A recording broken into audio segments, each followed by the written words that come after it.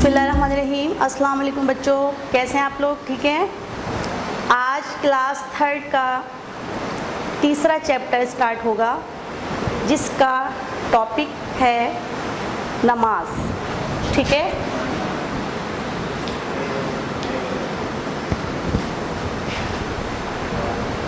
आपको मालूम है कि नमाज जो है हम पर दिन में 5 मरतबा फ़र्ज़ है और अल्लाह ताला का हुक्म जो है नमाज के बारे में कुरान में सबसे ज़्यादा आया है। यानी कि नमाज वो इबादत है जिसको अदा करने का हुक्म सबसे ज़्यादा अल्लाह ताला ने हमें दिया है और नमाज ही वो इबादत है जिसके बारे में क़यामत के दिन सबसे पहले सवाल किया जाएगा। तो इस तरह से नमाज जो है दीन का अहम रुकन है, निहायत यानी इंतहाई अहम रुकन है, क्योंकि नमाज के बग़ैर दीन की इमारत खड़ी नहीं हो सकती। अल्लाह ताला का हुक्म है कि नमाज अदा करो और मुशरिकीन में से मत बनो। इसका मतलब ये हुआ कि जो नमाज अदा नहीं करते वो मुसलमान नहीं बल्कि वो मुशरिकीन हैं, वो काफिर हैं। आप सल्लम का हुक्म है कि नमाज ही वो चीज़ है जो मोमिन और काफिर में फ़र्क करती है। तो इस बात से आप अंदाज़ा लगा सकते हैं कि नमाज की कितनी अहमियत है कि नमाज के बग़ैर हमारा दीन कायम नहीं रह सकता, यानी कि हम मोमिन नहीं कहला सकते। आप सल्लम ने तो साफ़ कह दिया, वाज़े लफ्ज़ों में कह दिया कि उस शख्स का दीन में कोई हिस्सा नहीं जो नमाज नहीं पढ़ता। तो आज हम गौर करें कि हम कितनी नमाज़ें पढ़ते हैं और कितनी क़ज़ा करते हैं, और जो पढ़ते हैं वो भी वक्त पर अदा करते हैं कि नहीं, और क्या सही तरीके से अदा कर रहे हैं या नहीं। ठीक है। तो आज जो हम पढ़ेंगे नमाज, क्लास 3 के बच्चे पेज नंबर 10 उसको निकाल लीजिए, खोल लें उसको। ठीक है। तो मैं आपको बताती जाऊंगी, साथ के साथ समझाती भी जाऊंगी और मेन पॉइंट जो है हम बोर्ड पर उसको लिखते जाएंगे। ठीक है। नमाज दीन का अहम रुकन है और क़यामत में सबसे पहले नमाज के बारे में पूछगछ होगी। ठीक है। तो पहला पॉइंट, दीन का अहम रुकन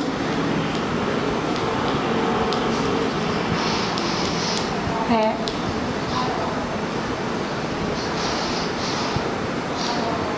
क़यामत के दिन सबसे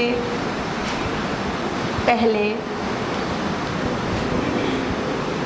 नमाज के बारे में सवाल होगा। ठीक है। पूछगछ होगी या सवाल होगा।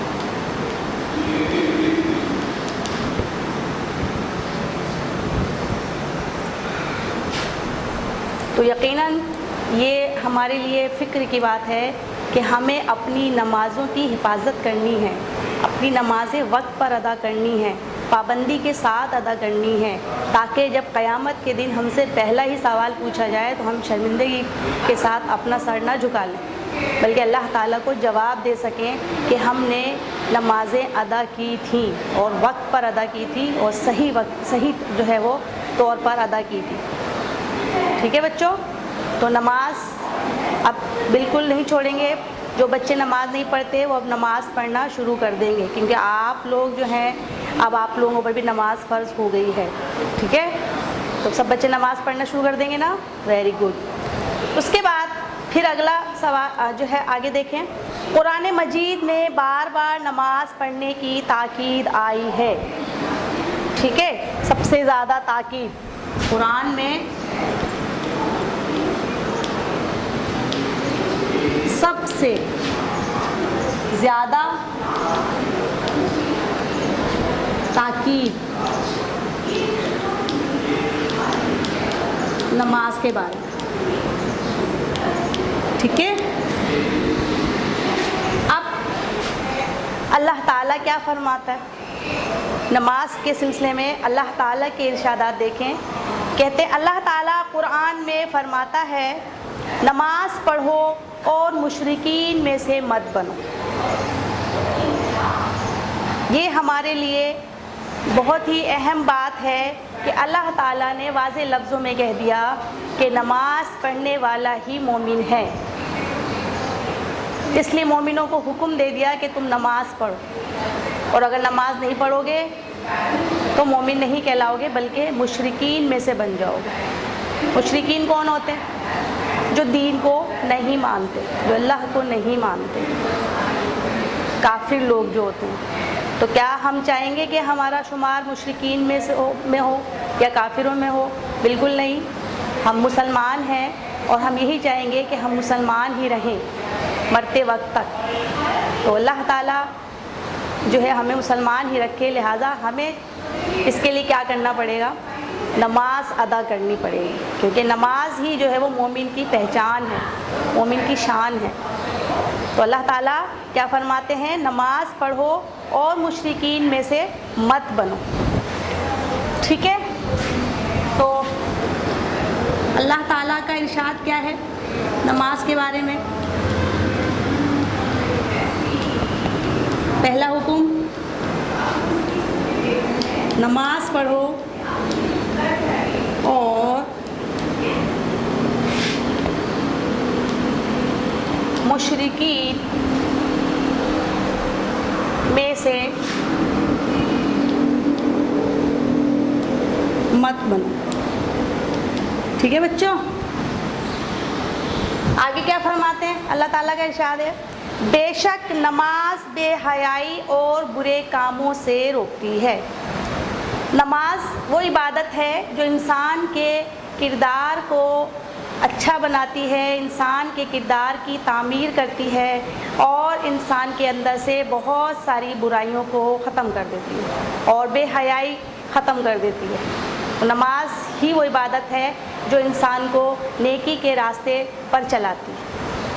तो अल्लाह ताला का हुक्म है नमाज पढ़ो ताकि तुम बुरे कामों से बचे रहो और नेकी के रास्ते पर चलते रहो। ठीक है, तो अल्लाह ताला के हुक्म के मुताबिक नमाज बेहयाई और बुरे कामों से रोकती है। बेशक नमाज बेहयाई और बुरे कामों से रोकती है। समझ आ गई बच्चों आपको? इसके अलावा अल्लाह ताला क्या फरमाते हैं? अपने घर वालों को नमाज का हुक्म करते रहें और ख़ुद भी इसकी पाबंदी करें। तो नमाज चूँकि हम पर फ़र्ज़ है और अल्लाह ताला ने कह दिया कि नमाज़ पढ़ने वाला ही मोमिन है वरना वो मुशरिक है, तो अब हमारा फ़र्ज़ है कि हम खुद भी नमाज़ पढ़ें और अपने घर में रहने वाले जितने भी अफराद हैं और अपने जो भी रिश्तेदार हैं उन सबको भी नमाज का हुक्म करें। कि अल्लाह ताला का हुक्म है कि ख़ुद भी नमाज अदा करो और अपने घर वालों को भी नमाज का हुक्म करते रहें। ठीक है, तो ये हम पर फ़र्ज़ हो गया।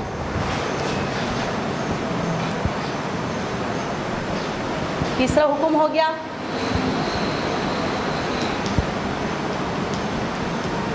अपने घर वालों को भी हुक्म करें और खुद भी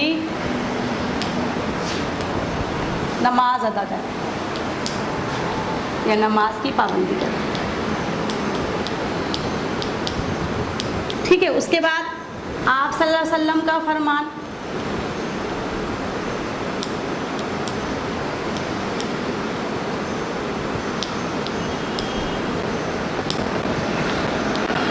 यानी कि हदीस, आप सल्लल्लाहु अलैहि वसल्लम के फरमान को हम हदीस भी कहते हैं। ठीक है, नमाज के बारे में नबी करीम सल्लल्लाहु अलैहि वसल्लम ने भी बहुत ताकीद फरमाई है। क्या फरमाया? नंबर 1, नमाज जन्नत की कुंजी है। कुंजी कहते हैं चाबी को। अगर आपने जन्नत में दाखिल होना है तो उस जन्नत की चाबी जो है वो नमाज है। नमाज अदा करेंगे वक्त पर, नमाज की पाबंदी करेंगे तो जो है आप जन्नत में दाखिल हो सकेंगे। और अगर नमाज नहीं पढ़ेंगे तो उसका जन्नत से कोई वास्ता नहीं। ठीक है, समझ आ गई? तो क्या फरमाया आप सल्लल्लाहु अलैहि वसल्लम ने?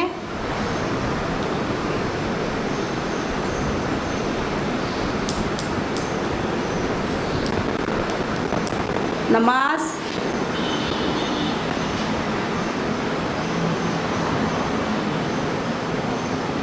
जन्नत की कुंजी है। कुंजी का मतलब आपको समझ आ गया बच्चों? फिर आप सल्लल्लाहु अलैहि वसल्लम ने क्या फरमाया? जमात की नमाज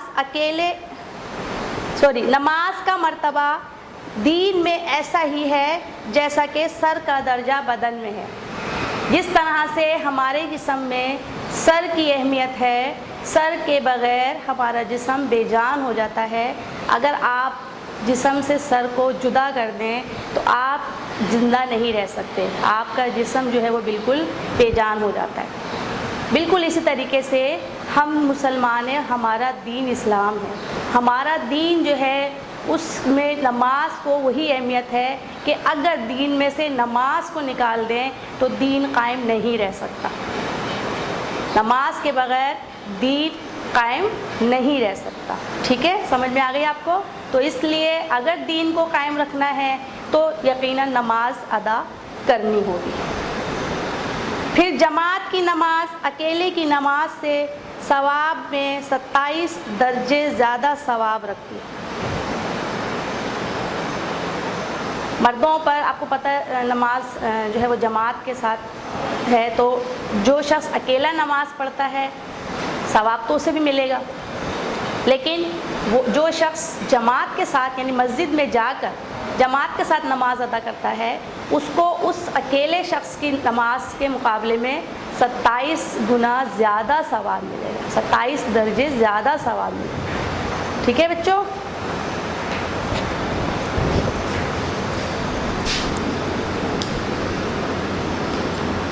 नमाज का दर्जा दीन में ऐसा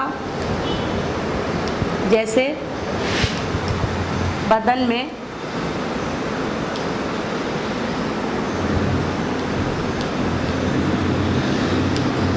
सर का।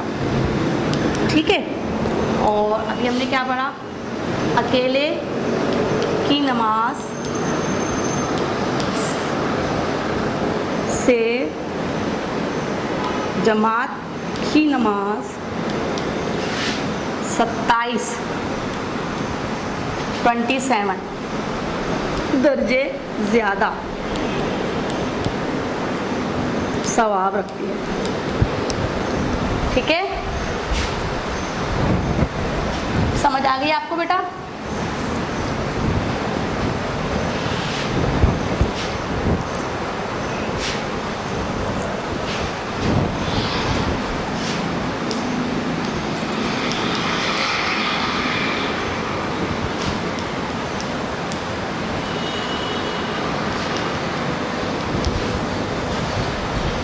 उसके बाद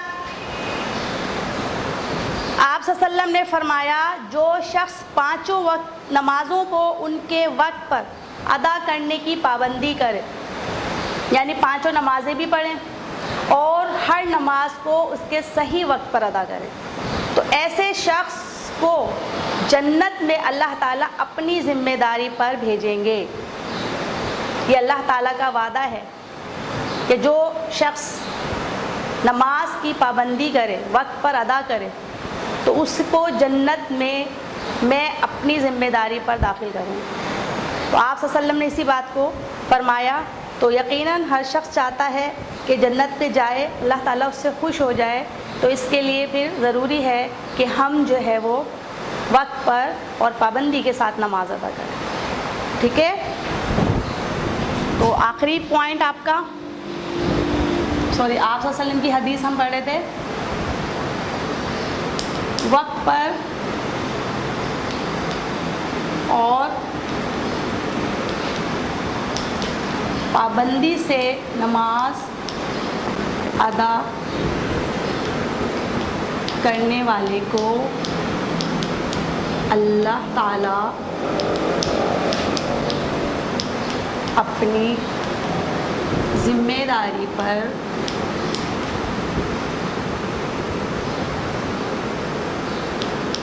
जन्नत में दाखिल करेगा।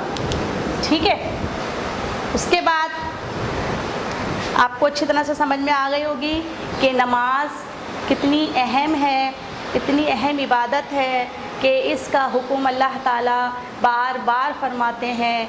आप सल्लम भी जो है नमाज के बारे में बार बार तलक़ीन फरमाते हैं और ये फरमा दिया अल्लाह के नबी ने कि जो नमाज नहीं पढ़ेगा वो मुसलमान नहीं हो सकता, उसका दीन में कोई हिस्सा नहीं है। तो इसलिए हम सबको जो है नमाज़ पढ़नी है और सिर्फ नमाज नहीं पढ़नी बल्कि उसको वक्त पर और पाबंदी के साथ अदा करना है। तो अल्लाह ताला हमसे खुश होगा और हमें जो है वो जन्नत में दाखिल करेगा। ठीक है बच्चों, चलिए अब फटाफट अपनी कॉपीज़ निकाल लीजिए।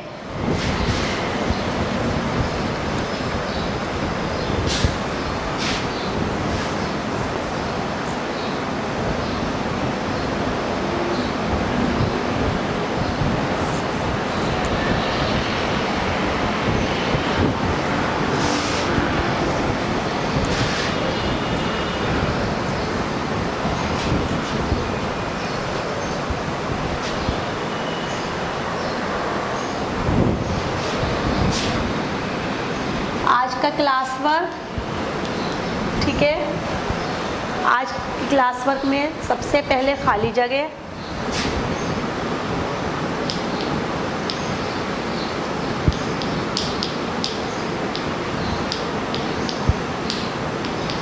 खाली जगह पूर्ण करनी। तो आज की पहली खाली जगह है, कुरान में सबसे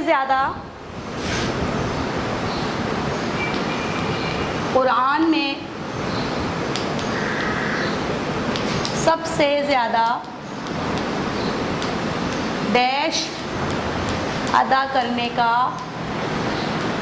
हुक्म है जी। तो क्या अदा करने का हुक्म है सबसे ज़्यादा? वेरी गुड, सबसे ज़्यादा हुक्म आया है नमाज का। ठीक है, दूसरी ब्लैंक्स, बेशक नमाज डैश और बुरे कामों से रोकती है। ठीक है, तो नमाज हमने आपको अल्लाह ताला का इरशाद पढ़ के बताया था कि बेशक नमाज किससे रोकती है? वेरी गुड, बेहयाई और बुरे कामों से। ठीक है, आप लोग कर लेंगे ये काम। उसके बाद MCQs,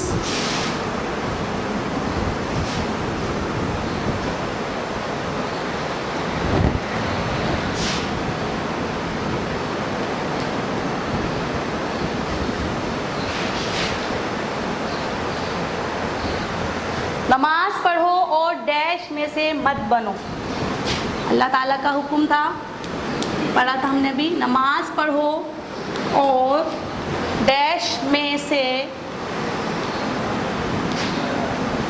मत बनो।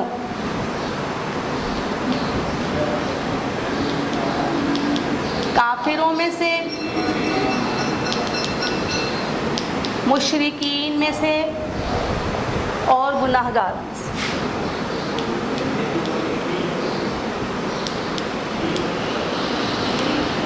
तो बताइए आपकी बुक में कौन सा वर्ड था? ये तो अल्लाह ताला का इरशाद है कुरान पाक में, तो मालूम होगा आपको यकीनन। अब आप खुद पढ़ेंगे और उसका आंसर लिखेंगे। ठीक है, जल्दी से करें। उसके बाद जमात की नमाज,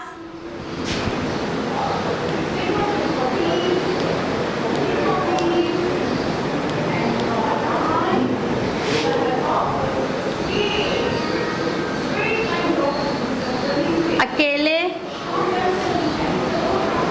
शख्स की नमाज से डैश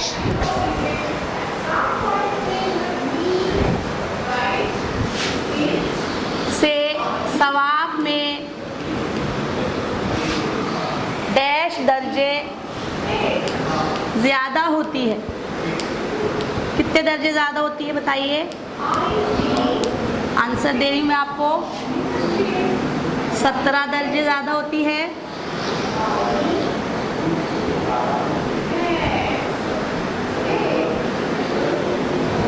ठीक है, 37 दर्जे ज़्यादा होती है।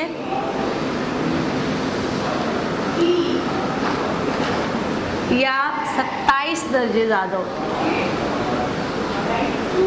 आपको मालूम है कितने दर्जे ज़्यादा होती है? ठीक है, आप इसको चूज़ करें। अच्छा जी बच्चों, आज जो है आपको एक और क्वेश्चन करवाएंगे हम नया। ठीक है, और जो है ये क्वेश्चन हम पहले नहीं करते थे। एक और क्वेश्चन होता है जिसमें आपको कुछ जुमले दिए जाते हैं और वो जुमलों में कोई एक बात गलत होती है और आपको वो बात देख कर कि ये बात गलत है उसको सही करके लिखना होता है। ठीक है, तो मैं आज आपको एक करके दिखाऊंगी, तो उसमें से आप बाकी आप खुद करेंगे और अगले बार से जो है वो आप खुद ही करेंगे इसको। ठीक है, तो ज़रा आज मैं आपको खुद करके दिखाऊंगी।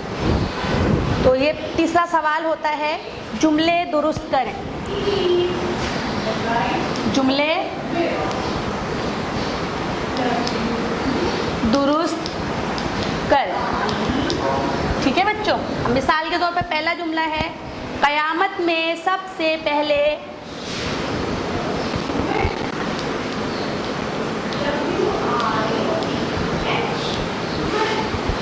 कयामत में सबसे पहले रोज़े के बारे में सवाल होगा। ठीक है, तो अब आपको पता है कि इस क़यामत में सबसे पहले किसके बारे में सवाल किया जाएगा? वेरी गुड, मालूम है आपको। तो इसका मतलब इसमें क्या चीज़ गलत है? रोज़ा गलत है। ठीक है, तो आप इस जुमले को दोबारा से लिखेंगे, क़यामत में सबसे पहले, रोज़े की जगह आप क्या लिख देंगे? वेरी गुड, नमाज के बारे में सवाल होगा। ठीक है बच्चों, समझ आ गई आपको? वेरी गुड, अगला लिखिए जल्दी से, नमाज का मर्तबा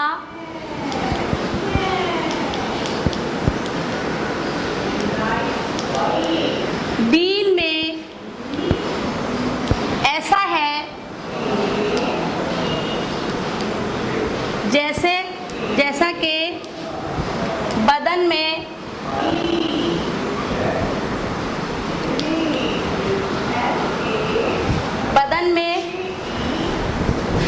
आँख का। समझ आ गई? तो बताइए, हमने इसको पढ़ा था तो कौन सी चीज़ गलत है इसमें? वेरी गुड, पहचान गए आप लोग। आँख का, बदन में सबसे अहम हिस्सा जो होता है वो सर होता है। ठीक है, तो आप पूरा सेंटेंस ऐसे आएगा और उसकी जगह आप क्या लिखेंगे? आँख की जगह सर का। समझ में आ गई बच्चों? तो ये आपका क्लास वर्क हो गया। जल्दी से होमवर्क लिख लीजिए अब।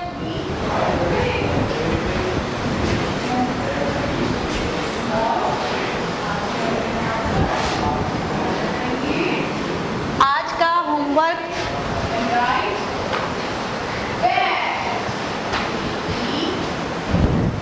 पहला सवाल,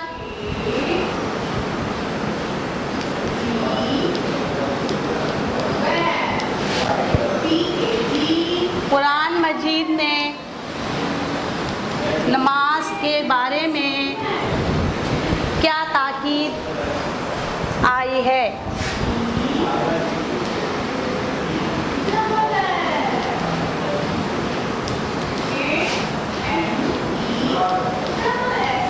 ठीक है, नेक्स्ट क्वेश्चन आपका,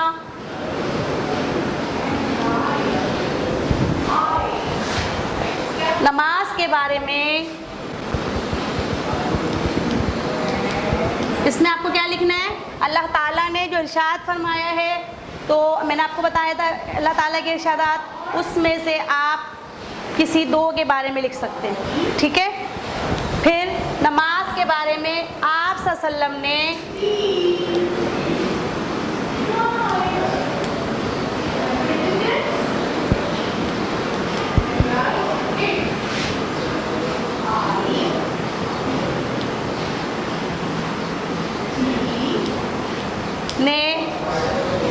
क्या इरशाद फरमाया है। तो आप सल्लल्लाहु अलैहि वसल्लम की हदीस नमाज के बारे में कोई 2 हदीस आप लिखेंगे, ठीक है। उसके बाद आज जो हमने चीज़ें आपको नमाज के बारे में पढ़ाया उसमें से आपने नमाज के 2 फ़ायदे ढूंढ के लिखने। नमाज से क्या फ़ायदा होता है, नमाज के 2 फ़ायदे लिखें, ठीक है। तो आज का टॉपिक हमारा ख़त्म हो गया है। उम्मीद है आपको सबको समझ में आ गया होगा। तो इंशाल्लाह नेक्स्ट क्लास में हम दोबारा आएंगे। तब तक के लिए अल्लाह हाफिज़।